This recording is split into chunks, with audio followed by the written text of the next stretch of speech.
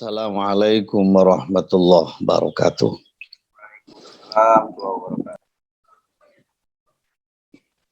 Hamdan wa syukranillah. Hamdan wa syukran bi hudurikum. Alhamdulillahilladzi arsalahu bil huda wa dinil haq. Alhamdulillahilladzi an'ama alaina wa hadana ala dinil Islam wal iman wa ihsan. Alhamdulillahi rabbil alamin. Assalatu wassalamu ala asrafil anbiya'i wal mursalin Sayyidina wa maulana Muhammadin wa ala alihi wa ashabihi ajma'in. Amma ba'd. Ilahi anta maqsudi wa ridhaka matlubi a'tini mahabbataka wa ma'rifataka. Wa qala Allah ta'ala fil Qur'anil azim. A'udzu billahi minasyaitonir rajim. Bismillahirrahmanirrahim. Faman kana yarju liqa'a rabbih falyamal amalan sholihan wa la yusyrik bi'ibadati rabbih ahada. Ila akhir ayat. Wa qala Rasulullah Muhammadin sallallahu alaihi wasallam, afdalu qultu ana wan nabiyuna min qabli la ilaha illallah. Al hadits amma ba'd. Ilahi anta maksudi wa ridhaka matlubi a'tini mahabbataka wa ma'rifataka. Di hadapan ahli silsilah Thariqah Qadhiyah Naqsabandiyah Pondok Pesantren Suryalaya Sirna Rasa, wabil khusus guru mursyid kita murabbi arwahina Syekh Muhammad Abdul Ghawsafullah Maslul Qaddasallahu sirrah, sebagai ungkapan terima kasih kita kepada Allah dengan wasilah beliau, dengan barokahnya manaqib ini kita doakan secara murid, cara tawadhu nyamut kepada guru, kita doakan Abah, semoga Abah panjang umur, sehat walafiat, ditambah karamah barakahnya sama Allah, sebagai wasilah ruh kita marifatullah. Al-Fatihah. A'udzu billahi minasyaitonir rajim. Bismillahirrahmanirrahim. Alhamdulillahi rabbil alamin arrahmanir rahim maliki yaumiddin. Iyyaka na'budu wa iyyaka nasta'in ihdinas siratal mustaqim siratal ladzina an'amta 'alaihim ghairil maghdubi 'alaihim waladdallin. Amin. Barokah manaqib yang kedua kita hadiahkan untuk Umi beserta putra-putri Abah dan keluarga kita, almarhum, almarhumah, ibu, bapak, anak, saudara, suami, istri yang sudah di sisi Allah. Semoga dengan barokah manaqib ini Allah memberikan kenikmatan, kebahagiaan kepada keluarga kita almarhum, almarhumah semuanya. Al-Fatihah. A'udzu billahi minasyaitonir rajim. Bismillahirrahmanirrahim. Alhamdulillahi rabbil alamin arrahmanir rahim maliki yaumiddin. Iyyaka na'budu wa iyyaka nasta'in ihdinas siratal mustaqim siratal ladzina an'amta 'alaihim ghairil maghdubi 'alaihim waladdallin. Amin. Barokah manaqib yang ketiga kita doakan kepada keluarga kita, saudara kita, tetangga kita, kanan kiri, yang mungkin pada hari ini diuji Allah berupa sakit. Semoga Allah lekas mengembalikan kesehatannya sedia kala. Semoga kita yang hadir pada manaqib siang menjelang sore, semoga semuanya kita semua beserta keluarga panjang umur, sehat walafiat, rezeki kita semuanya berlimpah malimpah. Yang punya hajat dimudahkan sama Allah, yang punya masalah diselesaikan sama Allah, yang punya hutang dilunasi sama Allah, yang punya usaha dilancarkan sama Allah, menghasilkan rezeki yang kaya raya berkah, berkah semuanya, berkah segalanya, berkah selamanya. Dan anak turun kita sama Allah dijadikan orang-orang yang soleh solehah. Dan kita semua beserta anak turun dibisahkan ibadah haji, umroh, Makkah wal Madinah, termasuk murid-murid Abah yang selalu bahagia. Di sini senang, di sana senang, dimanapun selalu senang dan bahagia. Dengan barokah manakib, barokah mursyid, Allah ridho kepada kita semuanya. Al-Fatihah. A'udzubillahi minasyaitonirrajim. Bismillahirrahmanirrahim. Alhamdulillahirabbil alamin arrahmanirrahim maliki yaumiddin. Ya kana na'budu wa iyyaka nasta'in ihdinas siratal mustaqim. Siratal ladzina an'amta 'alaihim ghairil maghdubi 'alaihim waladdallin. Amin. Doa yang spesial yang terakhir yaitu bagi ikhwan wal akhwat yang belum ketemu jodoh. Semoga Allah mempertemukan jodoh-jodoh yang terbaik menurut Allah dan Rasul-Nya. Dan apa yang dikehendaki sama Allah. Cuman kita mendoakan bagi yang masih muda. Jadi bukan yang tua-tua. Takut nanti kalau diamini, kalau ketemu jodoh yang tua-tua. Kasihan. Ya kita doakan semoga ketemu jodoh yang terbaik. Dan tak kalah penting bagi yang sudah nikah lama, belum diberikan keturunan sama Allah. Semoga diberikan keturunan yang soleh solehah, yang berkualitas, cerdas, sehat, bertakwa kepada Allah dan Rasul-Nya, berbakti kepada kedua orang tuanya, bermanfaat ilmunya, berguna bagi nusa bangsa khususnya agamanya. Al-Fatihah. A'udzubillahi minasyaitonirrajim. Bismillahirrahmanirrahim. Alhamdulillahirabbil alamin arrahmanirrahim maliki yaumiddin. Iyyaka na'budu wa iyyaka nasta'in ihdinas siratal mustaqim. Siratal ladzina an'amta 'alaihim ghairil maghdubi 'alaihim waladdallin. Amin. Kepada para wakil talqin Syekh Mursyid yang tidak bisa kami sebutkan satu persatu, para kiai, para asatidah dan penggagas manakib MOS yang Teh Susi, Umi Sahid, Bu Junih dari Inggris dan yang lainnya yang tidak bisa kami sebutkan satu persatu. Semoga dengan niat baiknya ini sama Allah sebagai wasilah bahagianya ruh dan jiwa raganya dan kaya raya. Dan ikhwan wal akhwat semuanya yang belajar bersama-sama kita istiqomah dengan bimbingan mursyid ini, semoga selalu diberikan istiqomah. Alhamdulillah yang sangat kami hormati dan dimuliakan Allah Subhanahu wa taala. Ikhwan wal akhwat semuanya, pada siang hari ini menjelang sore kita tentunya bersyukur kepada Allah dengan ucapan Alhamdulillahirabbil alamin. Kenapa kita mengucapkan alhamdulillah? Karena di sini kita duduk ini mensyukuri nikmat Allah, di mana nikmat ini kita bisa bertahan belajar duduk dengan mengagungkan nama Allah dengan wasilah manakib online sedunia. Ada umur, nafas masih keluar masuk, masih ada titipan umur ini kita syukuri dengan ucapan alhamdulillah.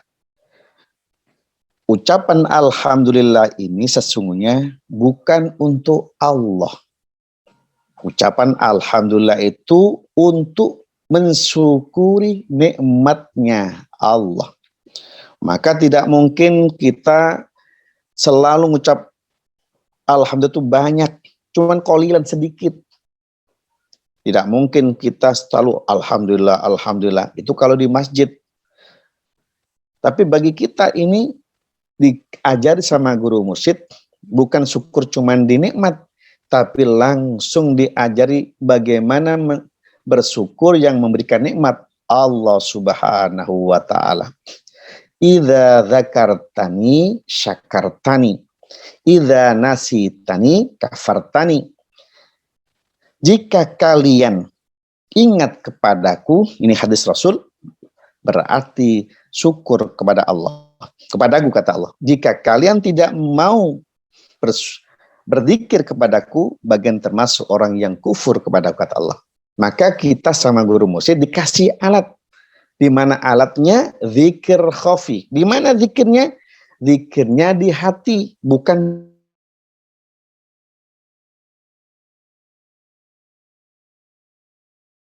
di mulut. Nikmat yang kedua syukur zat. Kalau nikmat itu cara mengungkapkannya pakai lesan. Alhamdulillahirabbil alamin. Kenapa kok pakai alhamdulillah? Karena kalimat alhamdulillah pakai mulut itu menggambarkan karena yang kita rasakan itu nikmatnya Allah. Karena kita merasakan. Terus ucapan yang kita keluarkan didengar oleh telinga kita sendiri. Bukan untuk Allah. Maka syukurnya alhamdulillah itu sesungguhnya bukan untuk Allah. Untuk manusia itu sendiri. Kenapa? Karena telinganya Allah itu tidak sama dengan telinganya manusia. Pandangannya Allah atau matanya Allah itu tidak sama dengan matanya manusia. Lesannya Allah atau mulutnya Allah itu tidak sama dengan mulutnya manusia. Maka yang untuk manusia pakai syukurnya pakai ucapan alhamdulillahirabbil alamin dan diaplikasikan dengan gerakan. Dengan gerakan apa? Yaitu menjalankan perintah Allah dan belajar berupaya menjauhi apa yang dilarang Allah. Dengan apa catatannya? Yaitu menjalankan apa-apa yang berkaitan dengan ibadah syariat. Ada sholat 5 waktu, ada syamur Ramadan, ada zakat fitrah, mengeluarkan zakat fitrah, atau zakat mal, dan lain sebagainya. Tapi yang untuk Allah, karena mulutnya Allah dengan manusia tidak sama, karena telinganya Allah dengan telinganya manusia tidak sama, karena pandangannya Allah dengan pandangan manusia tidak sama, maka yang untuk Allah itu yang di bawah susu kiri 2 jari di sini. Kalau ikhwan wal akhwat PKN Suryalaya Thoriqah Qadir Naksabandiyah dengan bimbingan guru mursyid Syekh Muhammad Abdul Ghaus sudah dikasih alat namanya zikir khafi.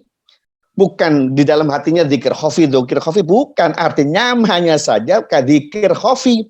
Tapi zikirnya bukan khafi, bukan, di hatinya ada zikir. Makanya Qur'annya guru mursyid merujuk ke Quran, fas'alu ahla dzikri in kuntum la ta'lamun. Tanyakan soal zikir jika kalian tidak tahu. Zikir apa itu? Ya makanya tanya kepada siapa? Yang tanya yang tahu.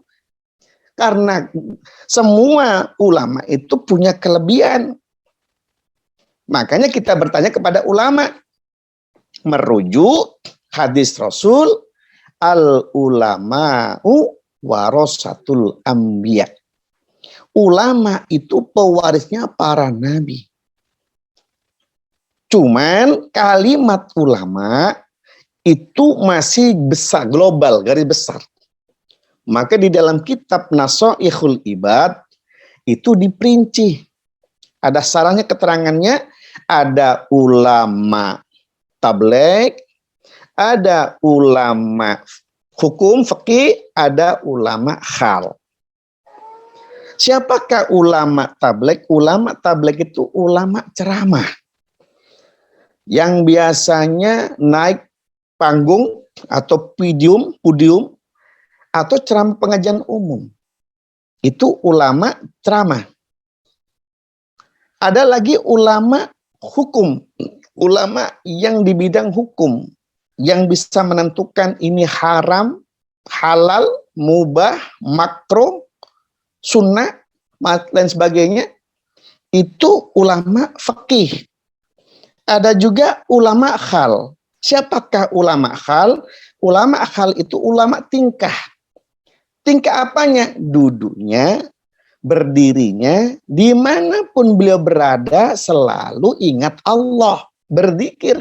Maka di dalam dunia thoriqah itulah ulama mursyid. Ada pertanyaan sekarang, apakah ulama tabligh itu mesti termasuk ulama mursyid? Bukan. Kenapa?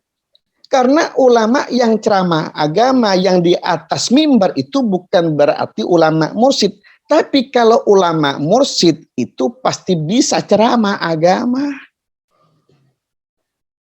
Kedua, mohon maaf, ada keterangan di dalam kitab Nashaikhul Ibad itu, ulama tabligh sama ulama hukum itu bisa ada dholanya. Apa itu dholah? Dholah itu ada kesesatan. Dalam segi apa kesesatannya ulama ini? Ini kita mengkaji kalimat ini biar kita paham alurnya kemana. Ulama yang tabligh, ceramah, itu ada kesesatan di mana? Bisa terhijab, terlena dari apa yang dia sampaikan. Ulama itu kalau masih meniti karir, masih belum terkenal, itu dia mau diundang dimanapun dia berada, dia bisa. Tapi kalau sudah ulama itu sudah seorang kiai yang sudah populer, bukan kalimat populer ya, populer. Jadi ulama kalau sudah terkenal, itu biasanya sudah pilih-pilih tempat. Kalau biasanya kalau belum terkenal, ngajinya dimanapun meskipun yang ngundang orang sangat miskin datang. Tapi kalau sudah dia punya literatur, katakanlah orang sudah punya popularitas yang terkenal, orang pada melihat, bahkan sampai sudah dikenal se-Indonesia, bahkan mendunia, di situ kadang-kadang terlena. Kadang-kadang kalau tetangganya miskin, diundang tetangganya yang miskin kadang nggak mau. Kenapa? Mohon maaf, bisa juga kalimat kasarnya, mohon maaf ini kalimatnya, kalimat kasarnya itu bisa menjual ayat-ayat Allah dengan harga murah. Maka di situ ada ulama yang ada yang namanya manajemennya, bagian manajernya. Jadi tidak langsung ke kiainya, ada manajernya. Itu ada hitung-hitungannya, kalkulasi. Dihitung harganya, di situ milih. Harga berapa? 1 juta, 5 juta, 10 juta, 15 juta, 20 juta, 25 juta. Ini sudah, ayatnya sudah ada tingkatan-tingkatan fase jual belinya. Tapi kalau ulama mursyid, ceramahnya bukan mengukur dengan harga.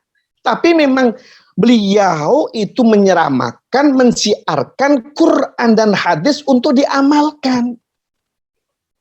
Guru mursyid itu menceramahkan landasannya Quran hadis, di mana Quran hadis ditekankan, difahamkan kepada umat manusia supaya orang kembali ke Quran dan hadis.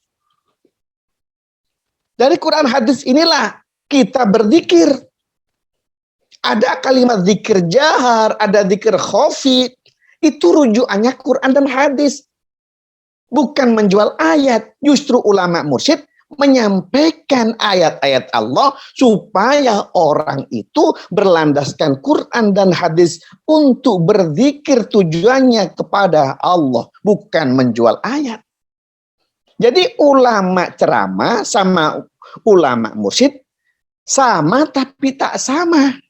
Samanya bisa-bisa sama-sama bisa ceramah di mimbar, tak samanya kalau ulama mursyid dibatasi, dipageri tujuan niatnya. Ilahi anta maksudi waridhoka matlubi a'tini mahabbataka wa ma'rifataka. Tidak ada hubungannya dengan duniawi. Ini hebatnya ulama mursyid. Kemudian ulama fikih hukum. Ulama hukum itu sama ulama mursyid sama tapi tak sama. Samanya di mana? Ulama mursyid itu justru beliau itu menjaga hukum. Lihat aja pengarsa Abah Os.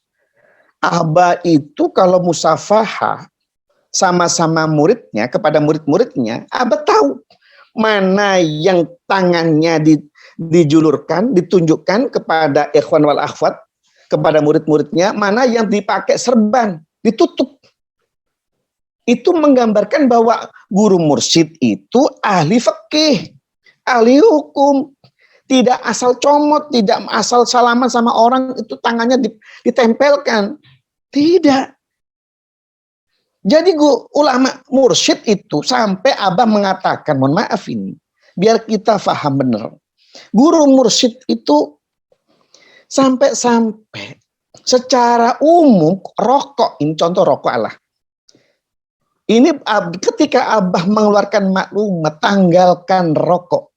Bahasanya tanggalkan rokok, bukan jangan merokok. Abah tidak mengatakan jangan merokok. Mursyid tidak pernah menyakiti muridnya. Mursyid tidak pernah ucapannya menyakitkan murid, tapi guru mursyid sayang sama murid-muridnya, kalimatnya tanggalkan rokok. Kenapa? Rokok itu makro secara hukum, secara umum. Makanya banyak kiai-kiai yang notabene katakan mohon maaf pandai dalam ceramah, faham kitab kuning, bisa mahir dalam baca kitab kuning, tahu hukum, dia bisa tahu membedakan mana hukum halal, haram, makro, mubah, sunnah, macam-macam tahu.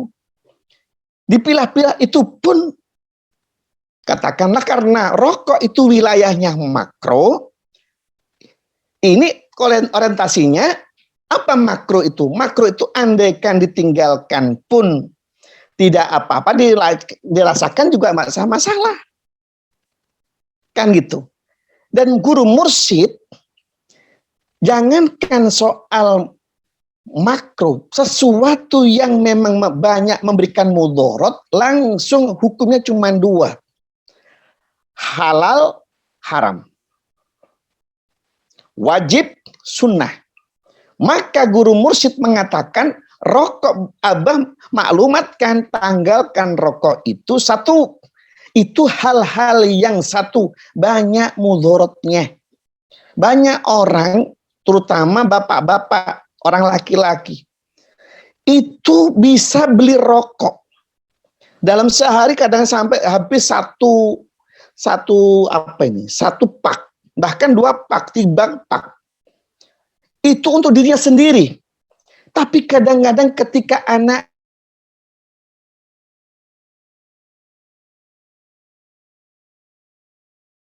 minta, tapi buat beli rokok mampu.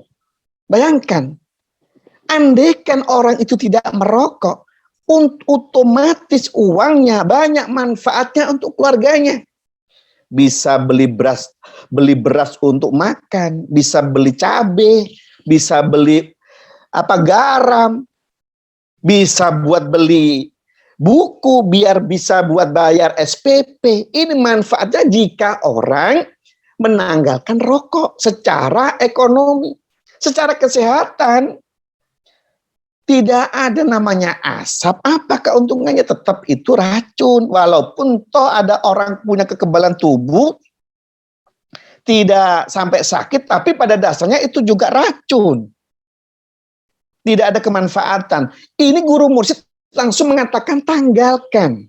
Bahasa tanggalkan bukan memaksa harus jangan, tidak. Tapi guru mursyid halus bahasanya, sayang sama muridnya. Seperti gini bahasanya. Ada kelapa sama santan. Santan itu dari kelapa. Kelapa itu kalau diperas jadi santan. Kalau orang umum berkata sama orang lain itu bisa juga menyakiti. Kenapa? Karena ucapannya yang dikasihkan tuh dilemparkan, kelapanya dilemparkan. Otomatis ketika kena kepala sakit. Soalnya kelapa. Tapi ada juga bukan kelapa. Kelapa diparut, langsung diperes, jadinya santan. Ketika dilemparkan, itu tidak menyakitkan. Ketika kena mulut, itu ada rasa gurihnya. Guru mursyid ngajarkan seperti itu, begitu halusnya. Kenapa mursyid bisa seperti itu kalimatnya? Karena hatinya sangat lembut. Karena di hatinya ada kalimat ya latif, ya latif, ya latif, ya latif. Makanya mursyid mendidik murid-muridnya dengan khotaman. Amalkan khotaman. Di akhirnya ada kalimat ya latif, ya latif, ya latif. Supaya apa? Supaya hati kita itu bersama yang punya kelembutan. Siapa? Allah. Kalau sudah hati bersama yang maha lembut, Allah, maka Allah akan melatifkan ucapannya. Apa? Melembutkan ucapan. Orang yang banyak zikir, ucapan ini dia yang mengontrol. Jadi apa jangan sampai ucapan ini menyinggung perasaan orang. Zikir itu manfaatnya banyak. Jangan sampai ucapan ini menyakiti orang. Jangan sampai menyinggung perasaan orang. Dijaga. Maka ya Latif, ya Latif, supaya apa? Lembut. Meskipun toh memberikan peringatan, orang itu tidak sampai tersinggung. Cara berpandangan pun lembut. Ya Latif apa? Penuh kasih sayang. Murid-murid Abah yang selalu mahabbah sama Abah pasti melihat saudaranya sayang. Andaikan masih ada kebencian-kebencian, itu karena kita belum jadi pawang. Guru mursyid itu tuh pawang. Pawangnya apa? Pawangnya sifat-sifat hasud. Abah sudah jadi pawangnya, bisa mengendalikan sifat hasud. Kalau kita masih tahapannya masih belum jadi pawang, maka carilah teman-teman yang bisa membuat kita selalu bersama Allah. Kalau sudah bersama Allah, setidaknya kalau tidak langsung bersama Allah, datang mengajak ke guru mursyid supaya apa? Dibimbing digerakannya. Hatinya selalu diluluhkan, selalu ingat Allah. Kalau sudah selalu ingat Allah, berzikir kepada Allah, maka ucapan-ucapannya bersama Ya Latif yang maha lembut, melembutkan ucapannya, melembutkan pandangannya. Apa yang ada? Selalu melihat kebaikan orang lain, lebih banyak kebaikannya yang dilihat, bukan keburukan. Meskipun keburukannya lebih banyak dibandingkan kebaikannya, dia selalu melihat kebaikan, maka menghasilkan kalimat pengertian. Orang yang hatinya baik, kenapa bisa baik? Karena ada mudghah itu baik bersama yang maha baik, dzikir khafi. Maka orang kalau sudah hatinya sudah ada bersama Allah, otomatis dia ngerti sama saudaranya. Oh, ini saudaraku, meskipun toh saudaranya itu banyak kesalahan kekurangannya, tapi dia melihatnya dengan hati yang bersih. Meskipun toh kebaikannya cuma 1, keburukannya 9, tapi dia lihat lebih condong melihat 1 kebaikannya, maka yang 9 tertutup dengan 1 kebaikan itu. Kenapa? Karena ada 1 alat, dzikir khafi. Subhanallah. Maka yang terakhir, guru mursyid itu pawangnya sifat-sifat madmumah. Maka kita diajari, kalau kita belum jadi pawang, jangan sekali-kali mendekati ular, akan dipatok. Makanya carilah teman-teman yang punya sifat-sifat yang bukan sifat ular, tapi sifat apa? Sifat kupu-kupu. Pada dasar dulu itu ada ulat, menjijikkan, tapi dengan proses dzikir terus dibimbing sama guru mursyid sampai dia jadi kepompong. Kalau sudah jadi kepompong yang tadinya orang melihatnya sebelah mata karena ulat menjijikkan, tapi ketika ulat jadi kepompong, jadi kupu-kupu, banyak orang mendatanginya. Kenapa? Indahnya sayapnya, dia terbang. Yang biasanya tempatnya jorok, dia selalu merusak tanaman, pepohonan, tumbuh-tumbuhan habis dimakan sama ulat. Tapi ketika ulat jadi kupu-kupu, di situ bukan merusak tempat, merusak tanaman, tapi justru dia mewarnai keadaan pepohonan itu. Ada dia tempatnya menginggap di mana? Di tumbuh-tumbuhan ada bunganya. Itu hebatnya kupu-kupu. Maka guru mursyid mendidik kita yang awalnya kita ini ulat, tinggal kita. Apa selamanya jadi ulat? Silakan. Kalau kita ingin jadi orang yang seperti kupu-kupu, ya kita rombak. Bagaimana cara merombaknya? Dekati orang-orang yang mau berupaya merubah dirinya jadi kupu-kupu. Gimana caranya? Ya ini majelis MOS, majelis manakib, majelis manakib online sedunia ini, kita ini wasilah, tempat-tempat suci supaya kita indah dipandang. Banyak kalimat-kalimat indah, mengagungkan nama Allah, selalu saling mendoakan, saling ta'awun al birri wat taqwa, saling menolong. Inilah, tidak ada tempat yang paling suci di kolom langit kecuali masjid. Dan inilah majelis manakib di wilayah Zoom ini adalah raudhah. Raudhah adalah taman. Taman apa? Taman kebahagiaan. Dan taman kebahagiaan adalah surga. Orang yang bisa masuk ke dalam majelis ini, orang-orang yang belajar untuk membahagiakan dirinya, membahagiakan otaknya, membahagiakan pandangannya, membahagiakan jiwanya, terutama apa? Selalu ingat Allah Subhanahu wa Ta'ala. Semoga dengan manakib ini, dengan khidmat siang pada hikmah pada sore hari ini, kita semuanya selalu dan selalu dibahagiakan. Baik ekonomi kita, dibahagiakan keluarga kita, dibahagiakan dilancarkan usaha kita, dibahagiakan bertemu orang-orang yang selalu bahagia. Semoga kita semuanya selalu bahagia. Rezeki kita berlimpah malam melimpah, anak kita menjadi anak yang soleh-solihah, dan kita selalu dibisahkan, disempurnakan haji kita, yang hari ini kita sudah mendapatkan haji hakikat yang sudah ditalkinkan zikir sama guru mursyid. Maka semoga kita pun disempurnakan, bisa ibadah syariat, bisa wa'adzin finnasi bil haji, datang ke Mekah untuk menjalankan rukun Islam yang kelima, untuk menyempurnakan haji kita yang hakikat, untuk disempurnakan dengan haji syariat. Semoga kita bahagia selalu. Di sini senang, di sana senang, dimanapun senang dan bahagia. Mohon maaf kurang lebihnya, dan semoga kita bahagia. Al-Fatihah. A'udzubillahi minasyaitonir rajim. Bismillahirrahmanirrahim. Alhamdulillahirabbil alamin arrahmanirrahim maliki yaumiddin. Iyyaka na'budu wa iyyaka nasta'in shiratal mustaqim. Shiratal ladzina an'amta 'alaihim ghairil maghdubi 'alaihim waladdallin. Amin. Kurang lebihnya mohon maaf. Assalamualaikum warahmatullahi wabarakatuh.